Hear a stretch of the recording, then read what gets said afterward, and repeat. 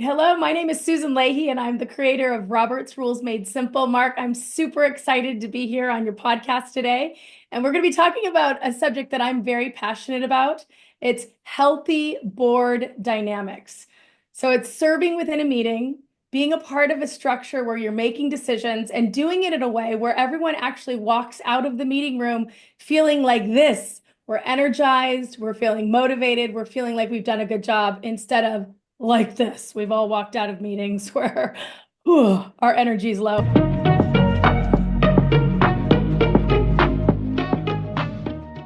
Hi, welcome to Governance Bites. My name is Mark Banicevich, and today is a milestone for the conversations that I've been having because this is the first conversation I've had across time zones, and I'm really lucky to spend some time with Susan Leahy. Susan, thank you very much for your time.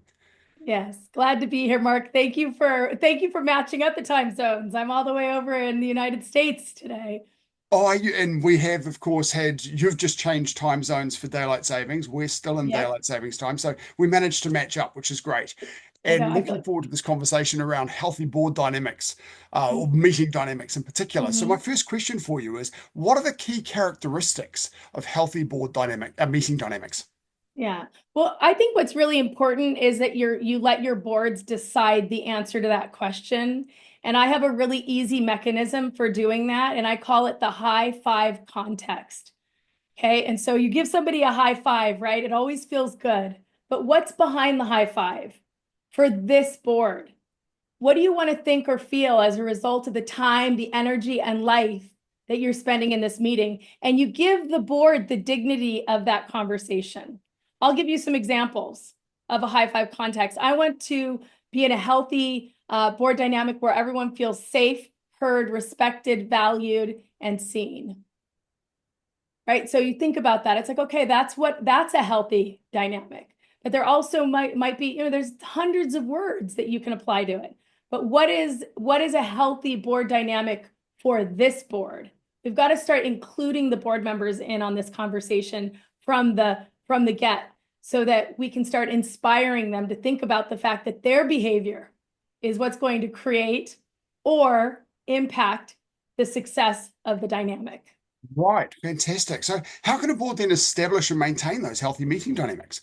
Yeah. So I work with lots of board chairs, and we're going to talk about that, I'm sure, in some of the other conversations that we're having today. But one of the key concepts that I talk about is the importance of repetition. So you don't just create this healthy, this high five dynamic or this high five context and just say it once.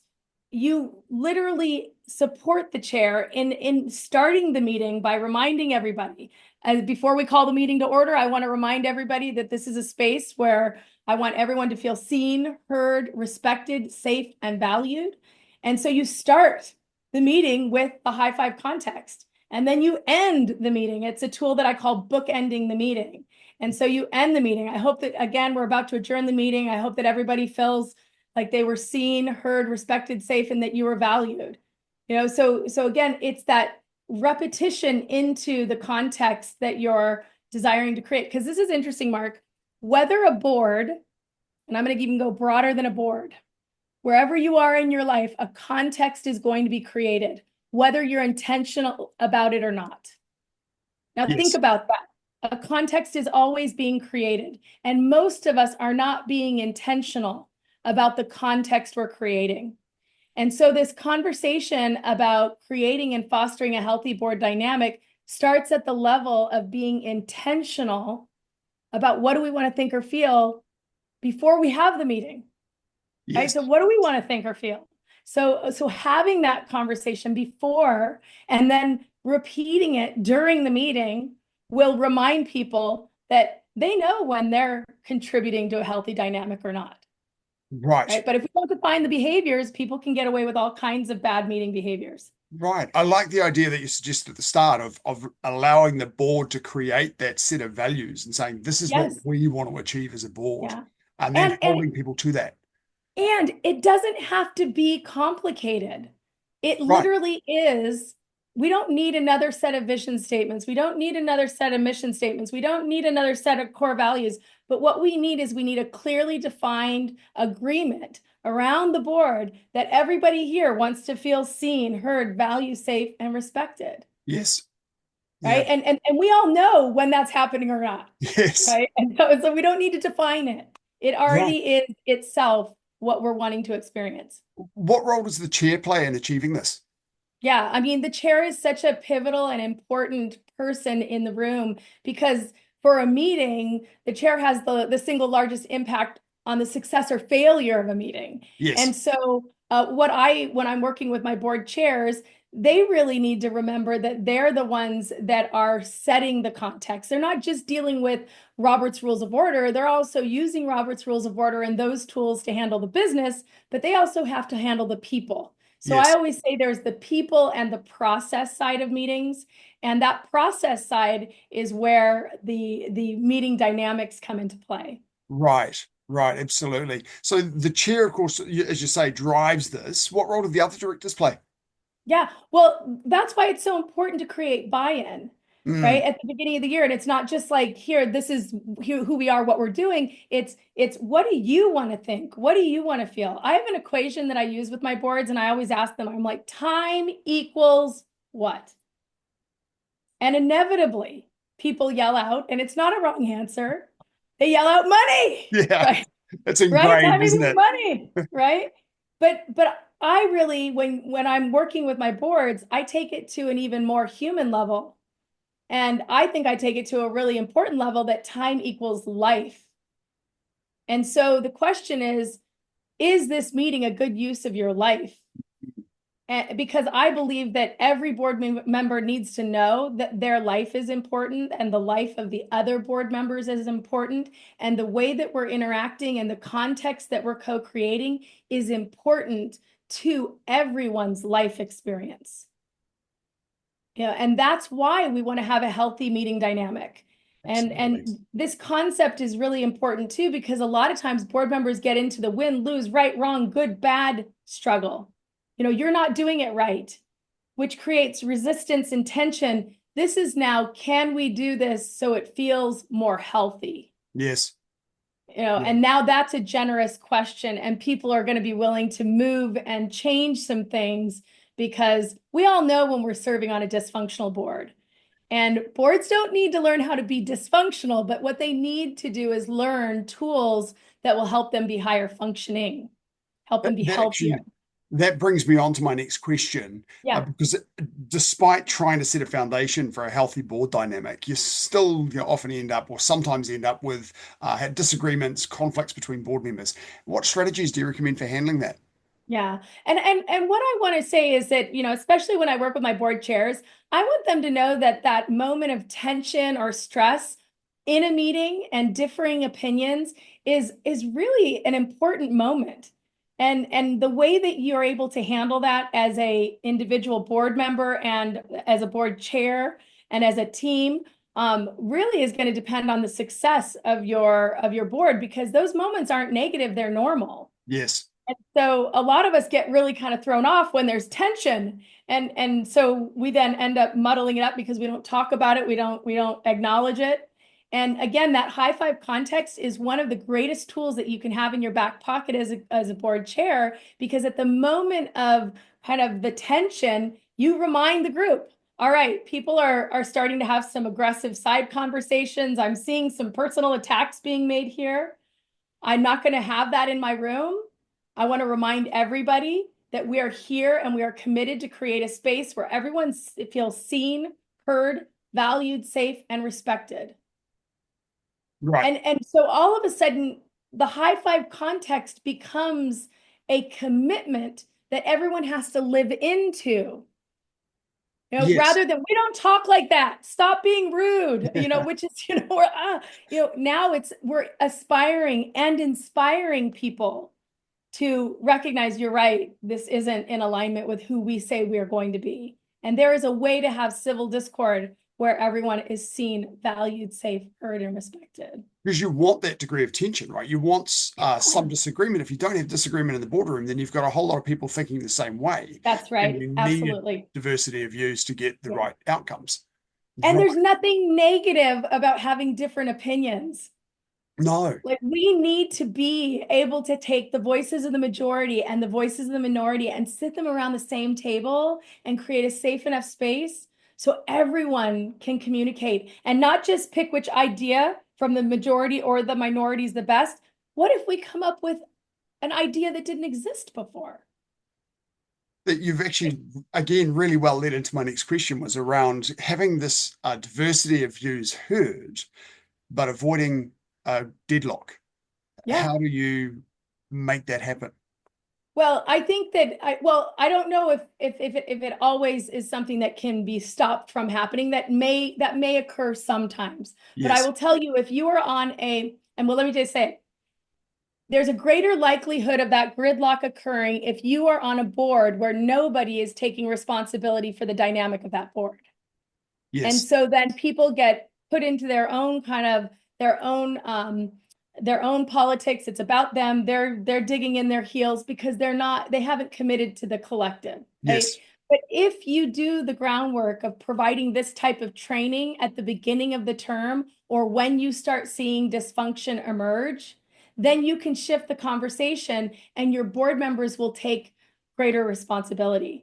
I had a board that I was working with that it was quite contentious, and we went in and did one of our healthy board dynamics training. They were literally one step away. Well, they were actually already engaged in litigation. So two of the seated board members were actually being sued. And Wow. it was a contentious meeting. And we were in there working on trying to raise the dynamic of the board through this conversation. And so, you can imagine how stressful that was. You could feel the hurt feelings, you could feel the mistrust. And I'm really happy to say that after our full day training, we walked out and the next meeting, they unanimously voted to drop the lawsuit. Wow. And Fantastic. so when you're on a dysfunctional board and that board isn't communicating, they have no other option than to maybe sometimes get legal. And that Yes. wastes everybody's time and money. Yes. Absolutely. So I think boards can't not afford to be able to have this discussion. This is so important to the lifeblood of the work they're doing. And it comes down, I think, to two of the values that you've mentioned a number of times so far is around being heard and being Mhm. respected. And if Yeah. the other views are coming in and you are listening to those views and not just letting them wash over you and respecting those views, then you're more likely to compromise and come up with alternative solutions that That's take right. everyone's views into account. Yeah, I can respect you and disagree with you. Yes. I can respect you and I can listen to you. I can, and so, and again, what I want to say about the words that I've been using, there's a litany of other words that we could plug into this high five context. These are just the words that resonate for me when I think about the type of dynamic I'd like to be in. And Yes. when I'm working with so again, it's putting some time into thinking about, well, what are those words? And that's Mm. one of the exercises that I walk my board members through. Because the truth is, whether you define your high five context or not, it's going to get defined. You Yes. know, you can walk out of that meeting and you're gonna be like, that meeting was exhausting, frustrating, and blank and a blank, blank, blank. Yeah. Right. Right. So if you're Yeah. explicit about it, you're more likely to be able to drive those values Yes, rather you than have a having happen to better you. chance of being able to get in alignment with those. What if you've got a one member of the board who is disruptive or alternatively ineffective? What are Yeah. some effective ways to deal with that? So I've been brought in a lot of times for that exact situation. And I've seen this play out in a variety of ways. When you have a conversation transparently with everyone about the dynamic of the board, then all of a sudden nobody can hide behind their bad behavior because it Mm. all of a sudden just gets pointed out and everyone can see it. And so that person is either going to opt in or opt out.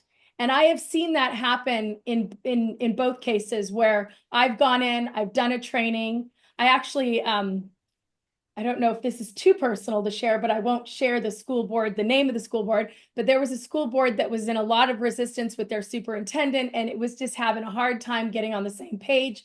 The board actually sought me out, and it wasn't to go after the superintendent, it was just to facilitate this discussion. But it was very interesting because after this training occurred, and it happened in a public meeting without pointing fingers at anybody, that superintendent opted out and she decided to take a different position somewhere else. Wow. Now, I've also had situations where that troubled participant or board member became a raving fan and an advocate, and now had a vehicle to start building trust. Because a lot of times the squeaky wheel is an individual who has a lot of energy to give, but Yes. they're not doing it in a way that's really, that they're doing it in a way that's rubbing people the wrong way or is not productive. And so we're able to go in and focus their energy and give them Right. a productive way of engaging. And they Once, become the star board member, right? So yeah. yeah. Once a board's established this kind of dynamic, how easy is it for them to maintain it through a term, for example, or for over time? I think it's really contingent on how we get the individuals to buy in at both like the personal level, but also within the support staff, the board chair. It's a simple concept. Give me a Yes. high five, Mark. Give me a high Yeah. five, right? Go ahead. Yeah, it's a simple concept. But if we do not have people who are willing to repeat it, it will just become nothing. So as It long as has they, to be a commitment to practice, practice, practice. Yeah. and as you say, that raising it at the start of the meeting, reflecting on it at the end of the meeting, and if they're doing that And every using it time, to make interventions, yeah, like I shared. So yes, it's a real commitment, and it's a change in the way that we communicate. I love group facilitation. I'm a facilitation expert, and I understand group dynamics. I can see it as it's happening in the room, and it is a skill that's a learned skill. And so sometimes it takes a little bit of courage for my board chair to try this language on yes, and commit to making sure that they're using this language. But once they do, it's so fascinating. You use it in one meeting, it sounds nice. You yes, use it in two, it kind of gets people's attention. Like, well, what is that? You do it in three, and they're listening, and then you do it in your fourth meeting, and they're looking for it. right. So it takes 4 meetings at minimum to start really grounding the board into the rhythm of this dynamic. Hmm. Right. Now, with a board of directors, generally, if you've got the right kind of rollover patterns, then maybe each year a third or a quarter or something of the board will be replaced. Yeah. So, if you've got a board that's established this great dynamic, this high five context, and after an AGM or something, a third of the Mhm. board members are new, how should a board induct new members to ensure that they align with Yeah. this existing dynamic? Yeah. So in my master's, I have a master's degree in behavioral science, and I remember when I was learning about this concept, I thought it really blew my mind, and it applies so beautifully to boards. But I remember my professor saying something, and he said that when one new member joins a group, you have an entirely new group. Yes. So one of the biggest mistakes that a board can make is to believe that because we were high functioning this year, we have a few new members, well, we'll just let them integrate to what we were doing and they'll catch up. No, every year, treat your group with the dignity of the fact that this is a brand new group. So you're reestablishing that So set of you give them values the and opportunity to come up with their own high five context, because right. the high five context that worked for that unique board that'll never exist again in that configuration of people is Hmm. going to be a little bit different than the unique configuration of this board. This is where human and healthy board dynamics needs to really be about human dynamics. Yes. You just can't put a badge on me and I'll be like the last group. No. We're going to be different, so we have to acknowledge that. And a lot of times I don't think boards do. And the reason why I think what I've created is so powerful is that it doesn't take a day and a half to train. No. It is a relatively, this portion of my training is a simple process, and it can be done relatively quickly. And then we need to anchor it into the practice. Yes. Right. Yes. Right. Excellent. Thank you. One final question for you. What's the best governance advice you've received? Mm, well, we're going to be talking about it. And I'm biased, but when it comes to governance and serving on a board, whatever your decision-making process is for making business decisions it is so essential that you understand it. And it's so important that you and I'm going to be talking about Robert's Rules of Order, but there's lots of individuals serving on boards who feel really intimidated when that business starts coming in front of them, and what's an amendment or a motion, or how are we managing the business? How are we making our business decisions? That's what a board is there to do. It's there to make decisions. And if you don't understand the process, then that board's operating at a deficiency. Right. Understand the process. Yeah. Great. What Okay. is your decision-making process? Yes. Most specifically. Yeah.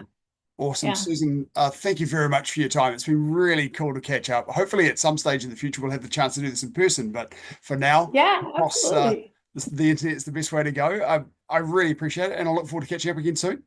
All right. See you next episode. Let's see. Thank you for watching this episode of Governance Bites. We have more episodes on YouTube and your favorite podcast channel, where I interview directors and experts on various topics relating to boards of directors and governance.